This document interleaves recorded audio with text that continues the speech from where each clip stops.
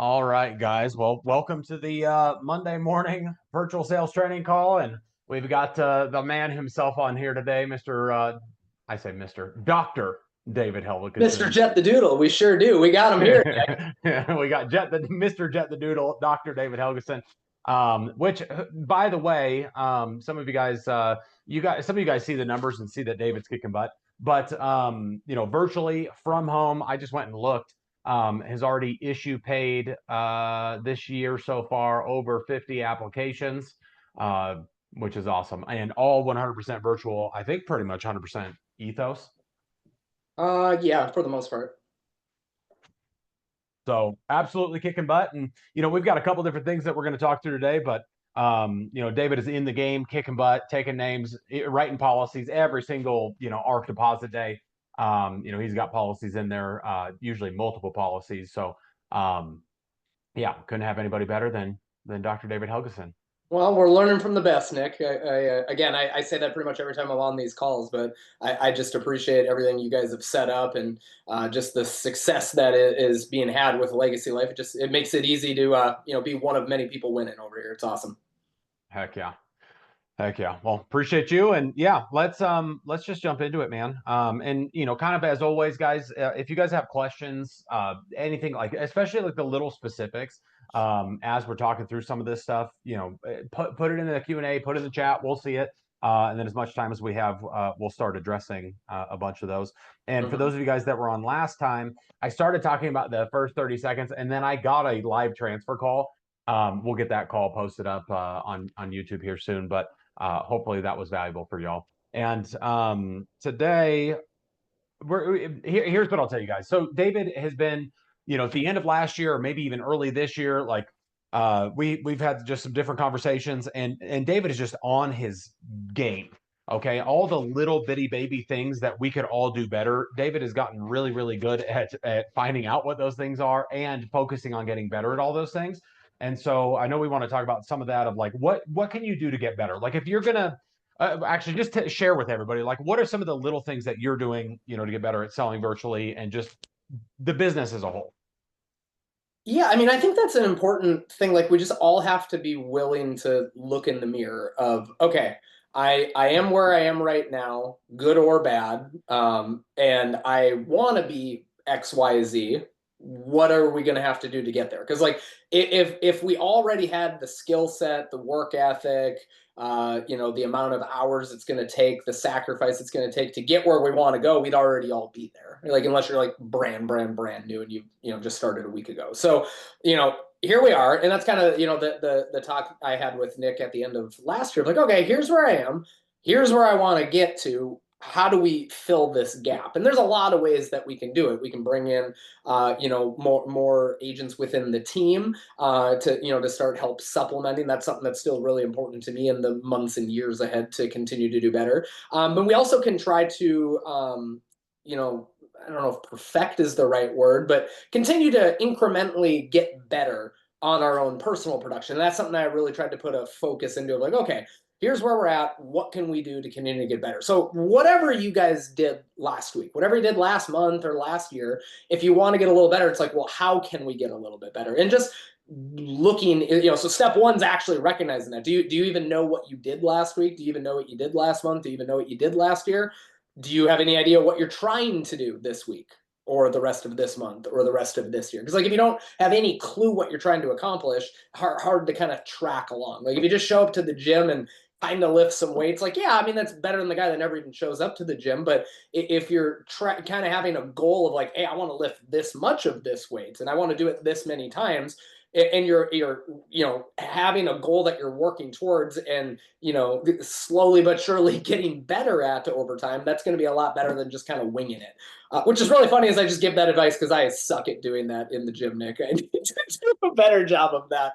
I was realizing that on my puny little squats of like I finally was lifting a little bit more today. I'm like, gosh, I really got to track that better because I promise you, like I hate doing squats, and that's why I got the chicken legs to show for it. But it's like, yeah, I just had realized that this morning. Like, you got to lift heavier each time. You can't just lift the same thing, for the next 2 years in a row and expect that things are going to get better. So like, if we keep putting the exact same amount of work in, use the exact same skill set that we have now in our business, like how can we expect to continue to get better? Because I assure you, all of us have another gear that we can do better at. So little things you can do, tracking the numbers. A couple other things that were helpful, at least to me personally. And I don't know why I haven't done this before. Laziness, just get busy, don't think it's all that valued. But not only for some of the agents that I'm working with, but even for myself, what really is helpful right here right now is record your calls. So figure out a way to do it. There's dialers that do it for those of you that are using like these like power dialers and things. That's something that I personally just picked up on. But even if you just get on a Zoom account and then you hit record, and pause each time, like when somebody answers the phone, because Zoom will record it for free for you. Or you can even just take out your voice memo on your phone and hit record on that if you have a way, or like on your computer if you're calling from your phone. Like find a way to record your calls, because here's what Nick and I have found, and I know it was even true of me as I start to listen back to some of these. Is one, we all sound way more robotic than we think we do, and two, you can usually pinpoint where something goes wrong once you have the time to like Monday morning quarterback it and listen back to it. So again, some of this is out of and Nick said a lot of good things about me. I try to be hard on myself too, and Nick is kind. He wants to be hard on me as well, and maybe not in the group side, but like I was coming to him a couple weeks ago with the same objection over and over and over and over, and it finally is dawning on me, going, well, geez, David, like, don't you think if you're getting the same objection at the end of, I gotta talk to my spouse about it before we can set this up, like, sure, some of that is real, but like, don't you think if you get the same objection 10 times in a week, maybe there's something you can do better? It's not that all 10 of them had to go talk to their spouse. Like, we all get that, right? So I'm looking in the mirror going, dude, I suck. What am I doing wrong here? I'm getting the same objection over and over and over. Well, if we don't have a call to go back to, which I didn't, how am I supposed to fix what's going on? So I started having some of these realizations of like, okay, if we're getting the same problem over and over, we need the ability to look back at why did this happen? Like, again, a lot of I went to school to be a chiropractor, so I still think like I almost treat this thing like this is my practice, this is my office.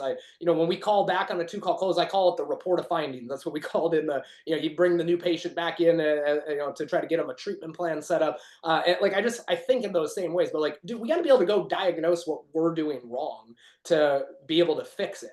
So like we get these symptoms that are happening over and over, so to speak. We got to be able to go and figure out, well, what's going to fix that. So the easiest way is go back and listen to it, because I've helped other agents where it's like, hey, these aren't going all that well. I'm not getting a good answer. I'm not setting very good appointments.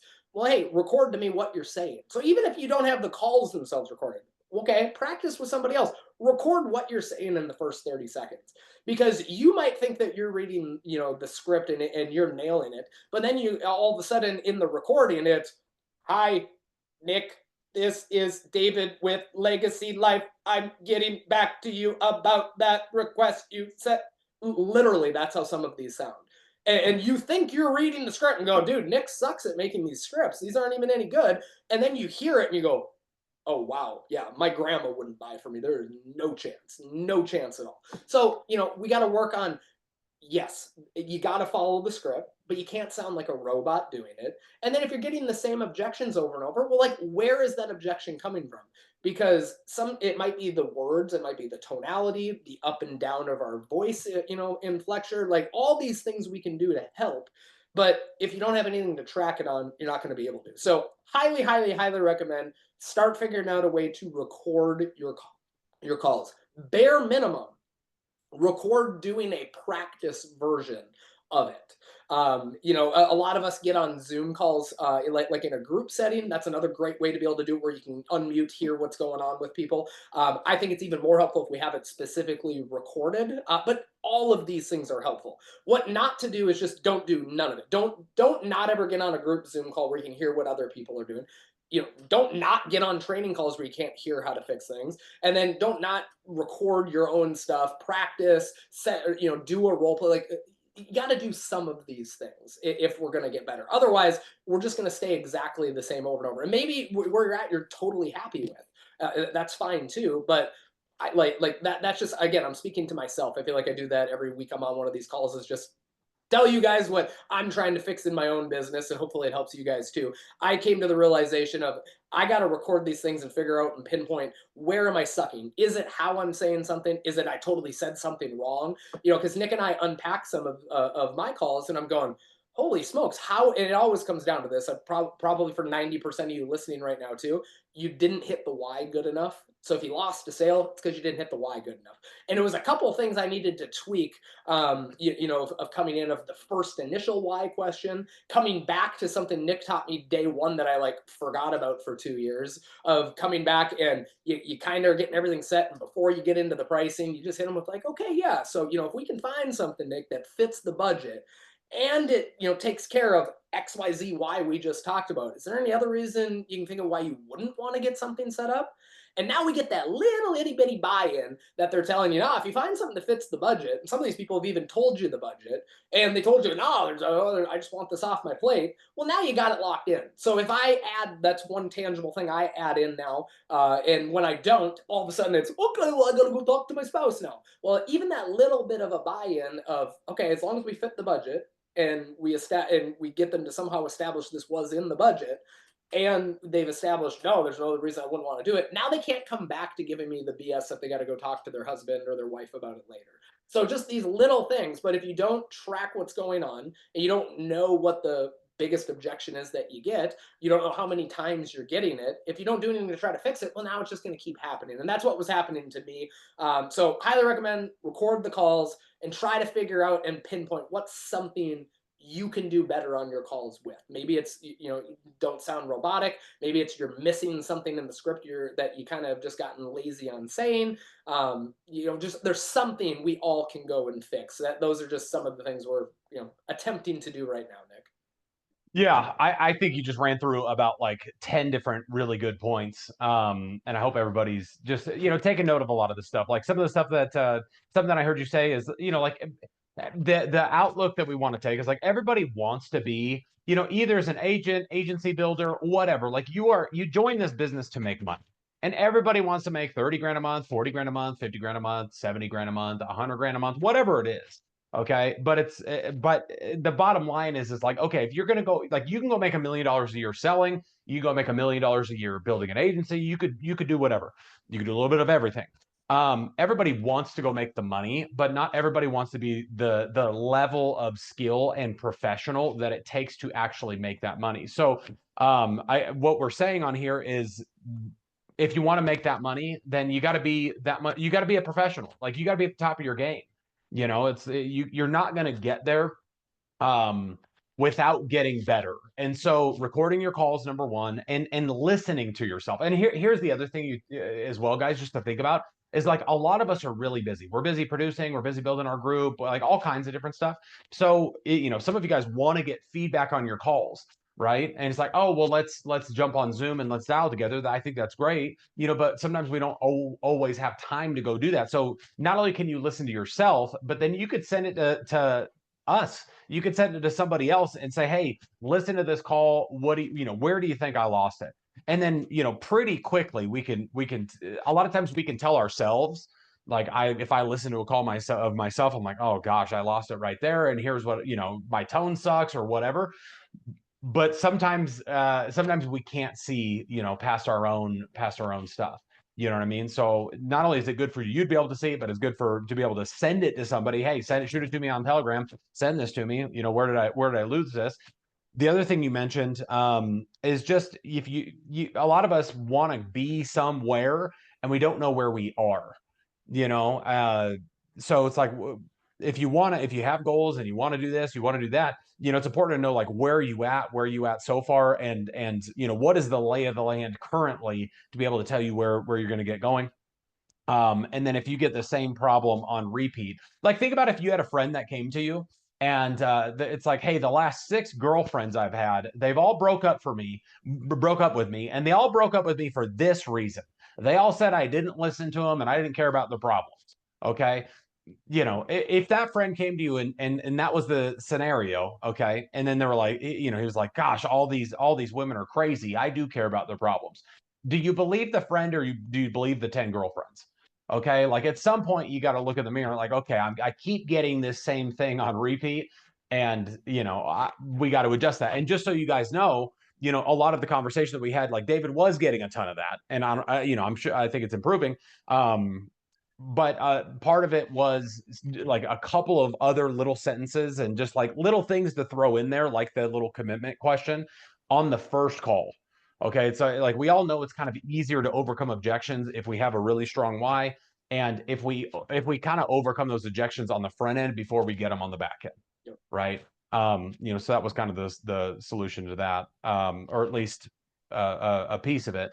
And the other thing you said, which is absolutely true, is for all of us, as we're selling virtually, if we miss sales 99% of the time or 90% of the time, it's like we just didn't get a good enough why on the phone. And so I get it. Like some of these people, like a lot of us are calling ethos leads, those leads come to us very transactional. Like they just got a quote, they didn't like the bottom line is like they started an application, they didn't finish it for one reason or another. And it could be a very transactional thing. So I'm not saying you need to sit there and, badger them to give you a why, but you need to ask. Like you need to try to get in there just a little bit. That way you have something to work with, right? Like I've said this probably 1,000 times, but it's like people aren't buying a product.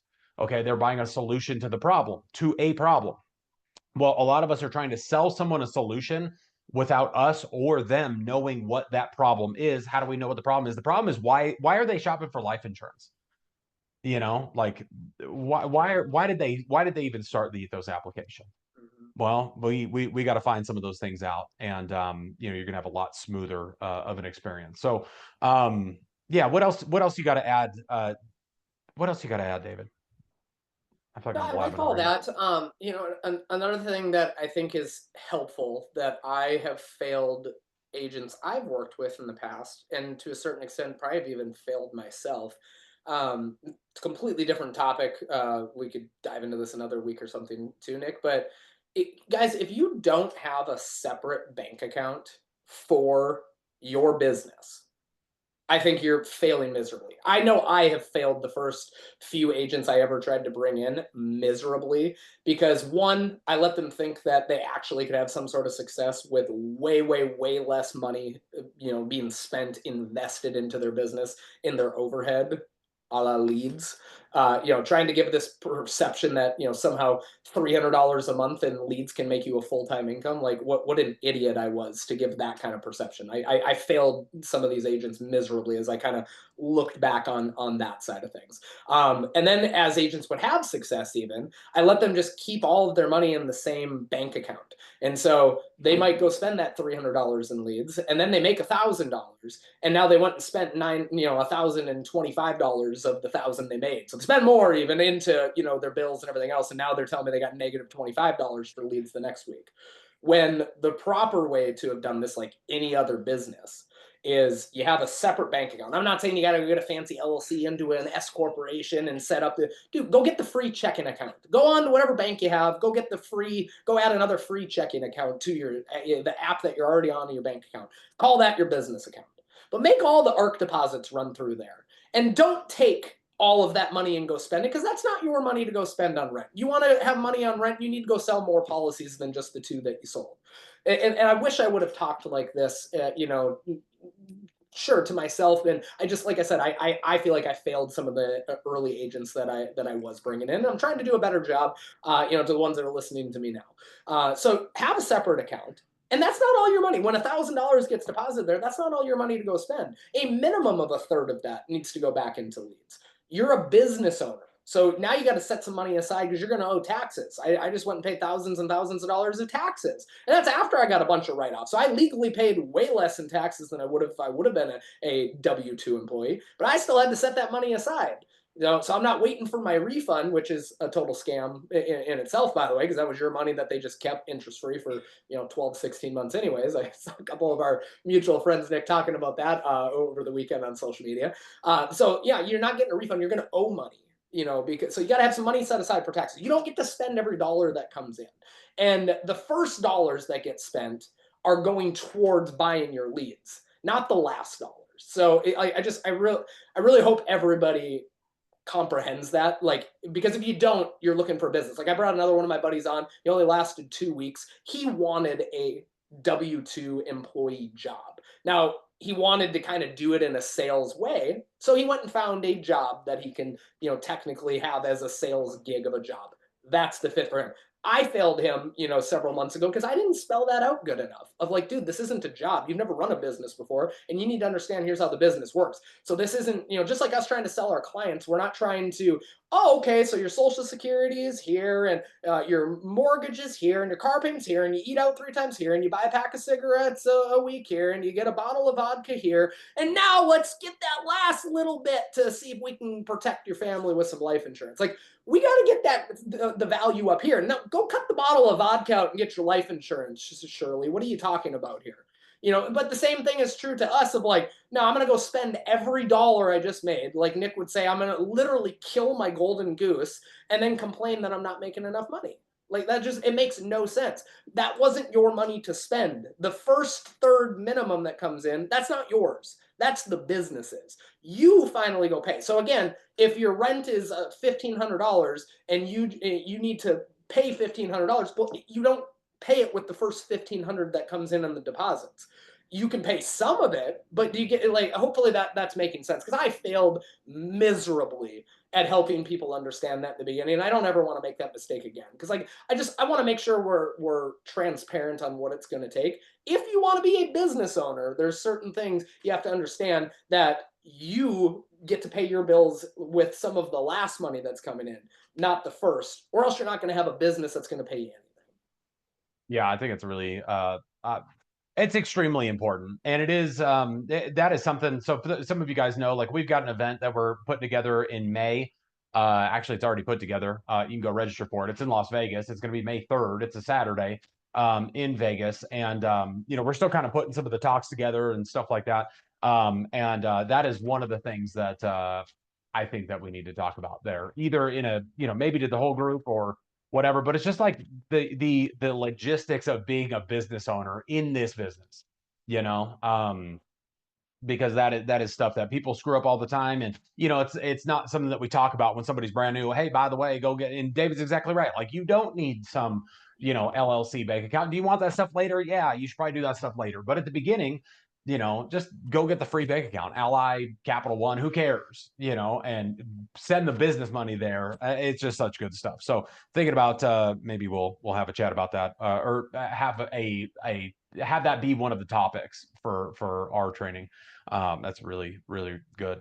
Back to just like getting better, that's a piece of it. I think another thing that a lot of people mess up on, new, old, just in the business has to do with that of just like getting away with like just not spending as much on leads as we know that we should all be spending on leads. And one of the great things about being in person and the way that we had everything set up in person is like you had to set up a GMR basically to get good leads. For those of you guys who would know, GMR was just like a lead subscription where it's like, hey, you're automatically spending $700 a week on leads, whether you like it or not. And oh, by the way, if you want to stop spending the $700 a week on leads, it's going to be 6 weeks from now when you stop. Okay. And we don't necessarily have that with virtual. So, what we're saying is you have to be disciplined on buying leads every single week. If you're not doing that, it's going to be tough. Like you're making life harder on yourself. Guys, I have a lead subscription through Integrity Leads for the Ethos leads, and I'm not the best agent right now. I'm not calling all my leads as good as I could be and all that kind of stuff. But I kind of refuse actually to stop my subscription because I just know I just know if I stop those leads coming in, if I got to play some catch up, I would rather have to go play catch up on like, hey, I got 80 leads I haven't called yet. Like crap, I guess I'm calling these leads this week. I would rather have that happen than find myself in a spot where I don't have any leads and I'm sitting here worried about, money. Okay. Like I would rather have to go play catch up. And I think a lot of people, it's like you're just kind of buying leads a la carte here and there, right? And it's like, oh, well, let me go spend $100 on leads this week, or oh, you get halfway through the week and you're like, oh, let me get a little bit more. Like, get on the subscription, okay? If you're talking about ethos leads, get on the stupid subscription. You're saving 15%. Like you're saving some money, and it kind of just forces you, like whether you like it or not, leads are coming in.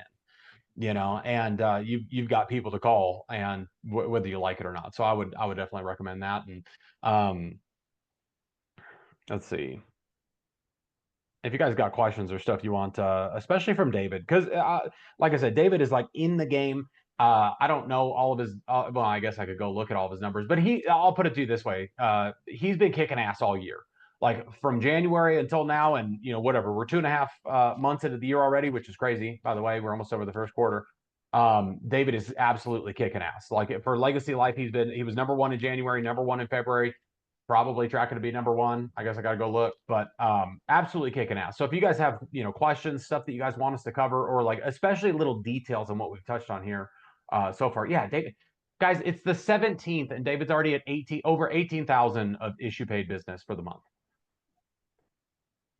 So kicking ass.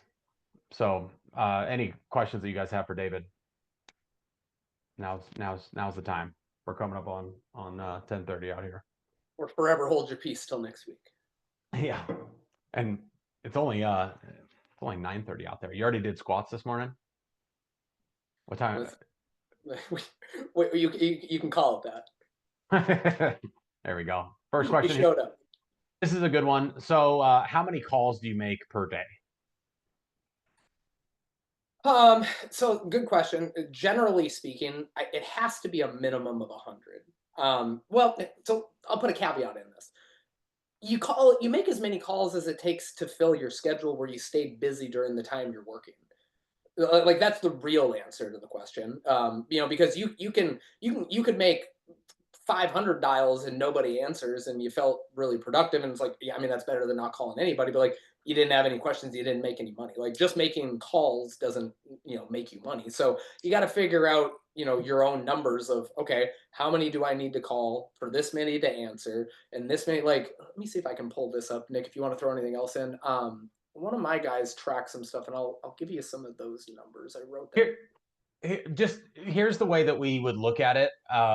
Back when we were doing just direct mail, is you can hand dial, like you've got your phone right here. You're hand dialing. Okay, you can dial about 30 to 35 dials per hour. Okay, so sometimes people are like, oh, I made 50 dials today. What that tells me, and again, it's not always like this. I get sometimes you're on the phone for 10 minutes with somebody, or 15 minutes, or 20 minutes, or you're putting an application, and so this isn't cut and dry when it's virtual. But if you only made 50 dials, and let's say nobody answered and you made 50 dials, you legit worked for like an hour and 20 minutes. Mm-hmm. And I just want to plant that seed with you. It's like, okay, if I could do 35 dials an hour, and that's with nobody answering, how many dials? Like, we got to get the dial numbers up. 100 is good, because if you go hit up 100, you're gonna have some people that answer. You're gonna have some good conversations. You're gonna have some appointments set up. Like, you're gonna get some fruit from that work. But if you're not making the dials, obviously you're not gonna get anything out of it. And if And you Nick, only, you'll like. Oh, I'm sorry. Finish with that. oh, go ahead. Okay, because I found these numbers here. So again, most of us don't even know this. And I remember. This guy, his name is Logan. He's doing really good on Ethos Leads. Tracks this stuff really well. He even asked in the group, and like nobody said anything back. And I even told him, like, honestly, dude, I don't think most people have a clue what their numbers are. So it's not that they don't want to be helpful or comment on it. I don't think they have any clue.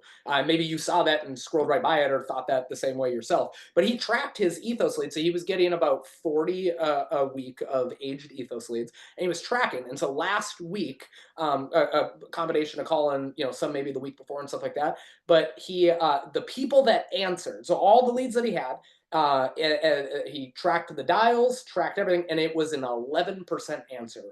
So basically, 1 out of 10 leads answered him. And I don't know if that was just off the first, the second, third time. I don't know if he broke that down like that, but he got a hold of 11% of the leads. And then of the ones that answered, he booked a second call 42% of the time. And again, I would challenge back because it challenged me when I saw it. I bet 99% of us on here don't have a clue that you couldn't tell us last week's numbers like that. So like, I just think it's really helpful to track some of this stuff. You ask how many dials to make? That's where the answer is. Well, how many does it take to book X number of appointments? Or, what are you converting to sales actually? Because then you can work some of these numbers backwards. It's a good place to start how many numbers you're tracking, but it goes a lot deeper than that too. Yeah, 100%. I like that. Next question on here is with the Ethos leads, do you feel like the $18 0 to 30-day leads are worth it compared to the aged $8 ones? I've had good contact on the age, wondered if the 18 are even better. I David and I might even have opposite opinions on this. I like the newer ones, but I also don't have as much time to dial. So I was like, if I'm gonna call these people, let me just call those people, and maybe instead of getting an 11% answer rate, I get a 22% answer rate or whatever. And it's a good back to David's point. Is like, hey, it'd be a really good thing to know, like, what is the answer rate on the new ones versus the answer rate on the old ones. You know, and yeah, but at the end of the day, I think for the most part, not exclusively. Are you working the aged ones, the Yeah, $8? we go back and forth on this. And again, I don't know if I tracked as good as I could have. A new ethos lead to me is not more than double better than an aged one. But they all come, some with similar objections, some with opposite. I don't think you can go wrong with any ethos lead. I would agree. I would agree. Next question. Just wondering if you followed up on the lead from last week's training and how that call went. They actually they no showed me. So I got to reach out with them. I got to reach back out to them today. And well, the other thing is like I booked that for Friday, and I was at a golf tournament on Friday. So when they didn't answer, I wasn't all that upset because I was walking around the golf tournament. So I'm gonna reach out to those people for this week. Can I Next, take the last one here? yep. And this was posted anonymously, and I really, really appreciate the transparency of this. It says, "What are something you can do to eliminate distractions working from home?" But the main key is it says it's my first time working from home, and then the second part is as far as financially, as far as financials, what if you're so far up to your head with bills you can't afford to pay yourself less, like what I was just talking. Currently making, say $1,500 to $2,000 a month in life insurance, but it's not enough, and I need to make this work, but I feel like I'm drowning. I really appreciate that in twofold. One, so maybe we can end it on this one, Nick, for today. But working from home is really, really different than it, especially if you've never done that before. So you got to stay self-disciplined. You got to try to label the hours that you're going to work and make yourself stay there. Pretend that you actually had a boss that's going to fire you if you don't do these XYZ things. So make a goal of these are the hours I'm going to work. So if you say you're going to work from 9 to 5, you can't show up at 11:30, to work when you were supposed to be at 9 because you get fired for doing that. So like you gotta just the self discipline has to really raise up, and that can be difficult. But like, set the hours you want to work, and then set these goals of what you're trying to accomplish, and just do your best to squeeze one more out. Like, even if you have a good day, how can you squeeze one more appointment book for the next day still because you still had 20 minutes left before you said you were going to leave? And just how many days can you do that little bit? I think is really helpful. So start with setting exact hours and doing everything you can to work with that. And then again, I really appreciate, like, look, if you're not making full-time income yet, that's okay. But don't make this your full-time thing if that's what's going on. So the way, let's say you're making $2,000 a month in life insurance, to whoever asked this and to everybody listening, and your bills are $4,000 a month. Okay, well, it's not cutting it anyway. Even if, let's say your bills were 2,000 a month and you're making 2,000, it still isn't cutting it yet. So you got to find a way to get your head above water. Maybe that's you do something else part-time for a few weeks. Maybe you got to go drive Uber at night, instead. Maybe you got to pick up a couple extra serving shifts. You got to find a way, though, where, again, you have that separate account, and this is my business money. So my business is this, because if you go start any other business, if you go start a McDonald's franchise, well, like, you have debt and everything. You don't get to just automatically say, well, hey, this is what I owe and this is what I need to make.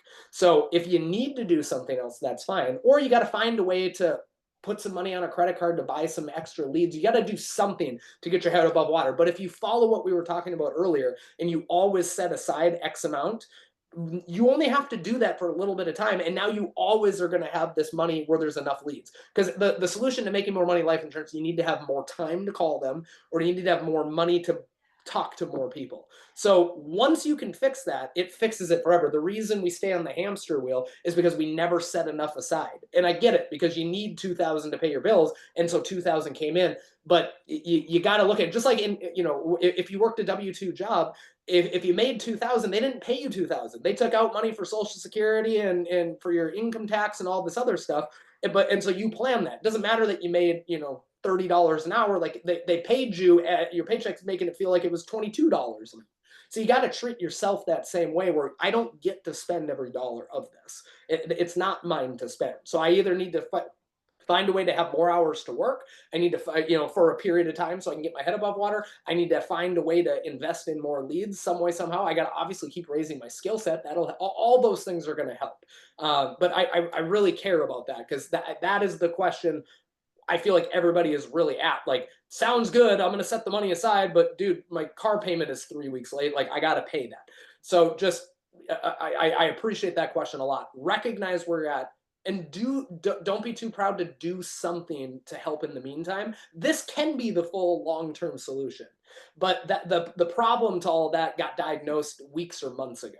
Of just like not setting a little aside gets us to that point. I don't know if this person is new or old or whatnot, but if you start right now and you're not spending as much as of what you're taking in, eventually that'll be solved. You'll have $1,000 at all times in your business account with endless amounts of leads. So now you need to make another $500. You go buy another couple $100 of leads, and you know you're going to do that.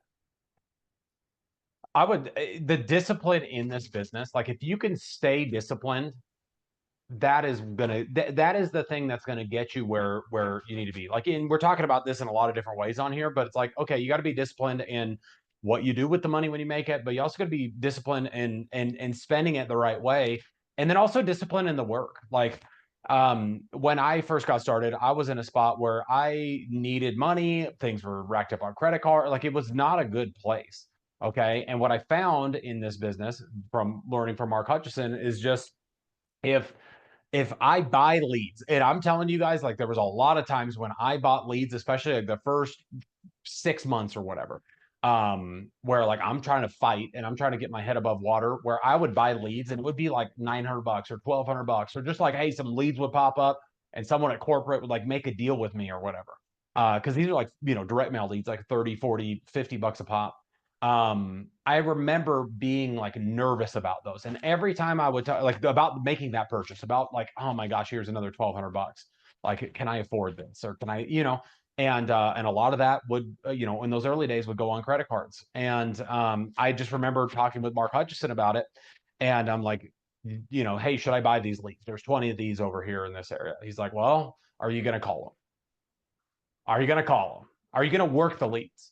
Because if you're going to work the leads, it doesn't, like, if you're going to basically spend the money and then add discipline to it, you're going to be fine. You're going to be fine. Okay. And he was just like, dude, if you're going to call the leads, then buy them. All day buy them, because you just know, especially if you're putting the work in. If you're putting in truthfully, like if you're making 1,500 to 2,000, you can make 15,000 to 20,000. It's the same work.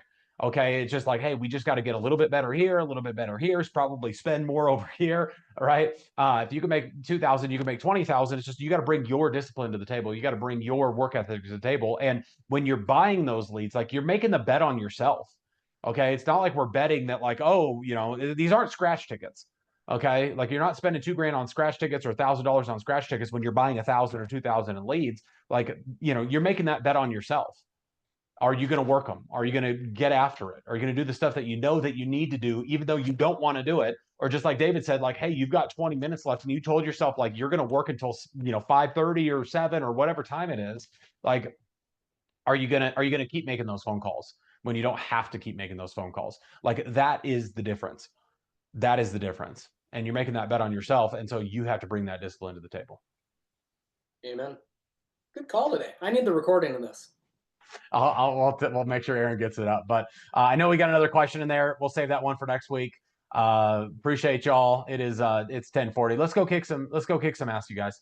We've got whatever we've got, 3 more weeks in one, two, we basically got 2 more weeks in the month of March. So yeah, let's put our heads down. Let's go kick some ass. Let's go make it happen. And love y'all. Appreciate y'all. David, you're a stud. Thanks for being on here, dude. Let's go. Let's go. See you guys.